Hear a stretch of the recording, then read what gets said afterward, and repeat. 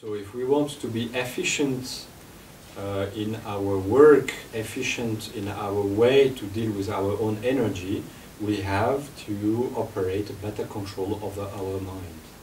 Torej, če hočemo biti bolj učinkoviti pri svojem delu, pa tudi pri obvladovanju svoje energije, moramo dobiti nadzor nad delovanjem svojega uma. And that is perfectly possible. In to je popolnoma možno. It does not require any specific initiation or any specific mindset. Zato ni potrebna nobena posebna iniciacija ali nobeno posebno stanje uma. What the initiation are bringing us, for example, is to promote some of our qualities. Tisto, kar nam naprimer prinašajo iniciacije, je to, da povečujejo neke naše določene kvalitete. But qualities that we have. To, da gre za kvalitete, ki jih že imamo. And when we learn how to perform a ritual, it is to help us to concentrate. In ko se naučimo, kako izvajati določen obred, nam pomaga, da se osredotočamo. It does not place concentration in our mind. Ne namesti koncentracije oziroma osredotočenosti v naš um. So to say, we all have already the basis for correct meditation.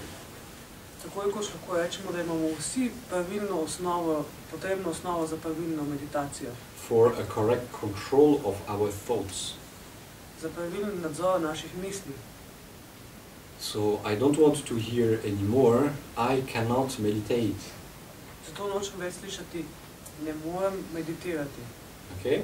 We can have some difficulty to focus because of this, because of that, in momentary situation of our life.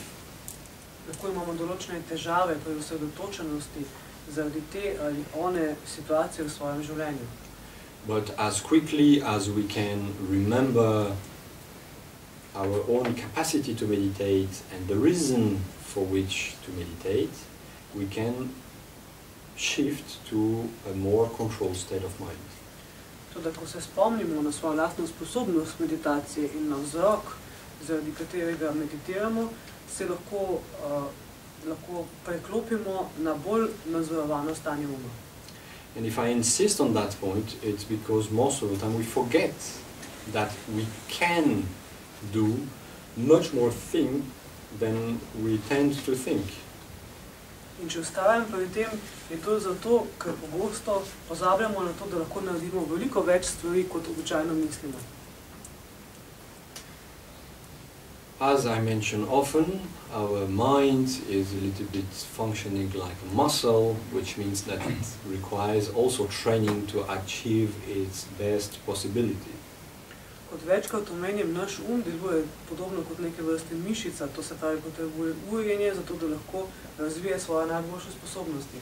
You don't accomplish complicated posture of yoga in a few days. It requires training. Zapletenih položajev pri jogi tudi ne dosežete v nekaj dneh, ampak je zato potrebno urjenje. You don't run a marathon or climb a difficult mountain within few days. It requires training.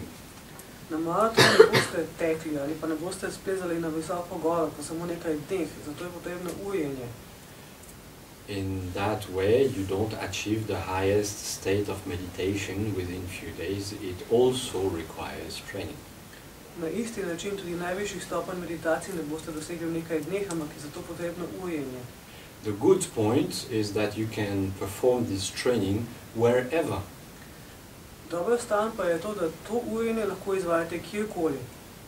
You don't need, as for yoga, to take specific posture. Ni vam treba tako kot pri jogi zavzeti določenega položaja. Which might be quite inconvenient at work, for example. Kar je lahko, na primer, v službi posebej rahlo neprimerno. It might be quite inconvenient to try to climb the building in which you work as well in order to train your climbing skills. Enako lahko je tudi neprimerno to, da poskušate splezati na stavbo, v kateri delate, zato da bi razvili svoje plezalne sposobnosti. But to climb your own mind, this is not seen from the outside and can be performed anywhere. Tudi če plezate na svoj lastni tega se ne vidi od zunaj in to lahko počnete kjerkoli. To work on the suppleness of your own mind and its capability to focus is not seen from the outside and can be performed anywhere. Če delate na prožnosti svojega lastnega ali na njegove sposobnosti, da se osredotoča, tega se ne vidi od zunaj in to lahko počnete kjerkoli. So when we work, we can meditate. Torej, ko delamo, lahko meditiramo. Actually, the better we meditate and the more efficient we will be at work. V bistvu, dejansko, bolje ko meditiramo, bolj učinkoviti bomo pri delu. The more efficient we will be at studying. Bolj učinkoviti bomo tudi pri študiju. Because what we do is we place the mind on one topic and we try to keep it on that topic till we enter it in depth. Ker namreč čisto, kar delamo, je to, da svoj položimo na neko temo in na tej temi ostanemo z toliko časa, dokler vanjo ne vstopimo v globino. At the moment we observe that the mind is drifting away or has already left the main topic, patiently we bring back the mind on that main tema. V trenutku, ko opazimo, da plava proč od glavne teme ali pa jo je že popolnoma zapustil, ga s potrpežljivostjo privedemo nazaj in ga nazaj položimo na temo, na glavno temo.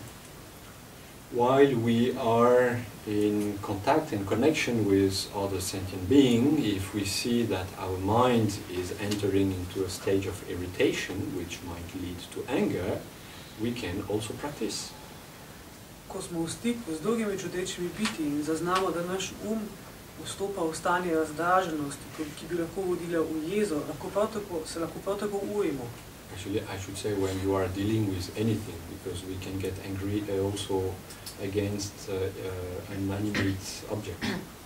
Dejansko bi moral reči, ko smo v stiku s čimkoli, zato ker se lahko razjezimo tudi v stiku z neživimi predmeti. Like we get angry against the computer or against the kitchen table that we hit or something like this. Razjezimo se naprimer na računalnik ali na kuhinjsko mizo, v katero smo se zaleteli in tako dalje. So whenever we see that our mind is entering a state of irritation which could lead to anger, we apply the antidote. Torej, kadarkoli vidimo, da naš stopa v stanje razdraženosti, ki bi lahko privedlo do jeze, uporabimo protistrup. Antidotes can be the understanding of the nature of the reality you are dealing with. Protistrup ali protisredstvo je lahko razumevanje resničnosti, s katero se soočamo. Which is that reality arise from the various karma I have myself created in the past, so why to get angry against it? To razumevanje je, da ta resničnost nastaja iz karme, ki sem jo ustvaril v preteklosti, zakaj bi se človek potem jezil na njo. Why to get angry against something that earlier I have created with my own actions? Zakaj bi se jezil na nekaj, kar sem prej ustvaril sam s svojimi dejanji? The antidote can be in front of me I have sentient beings also in state of various suffering. Why to generate anger? Instead I should generate compassion.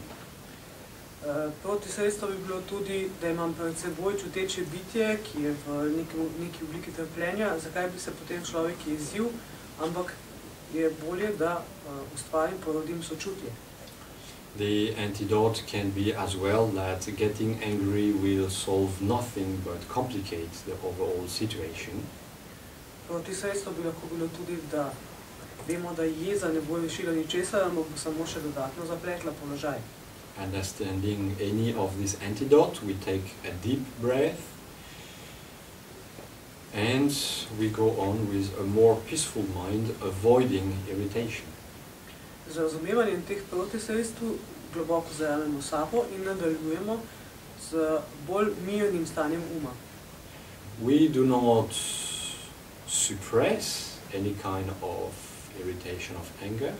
We analyze the situation, understand the situation and transform it. ne potlačujemo jeze, ampak analiziramo situacijo, jo razumemo in jo preobrazimo.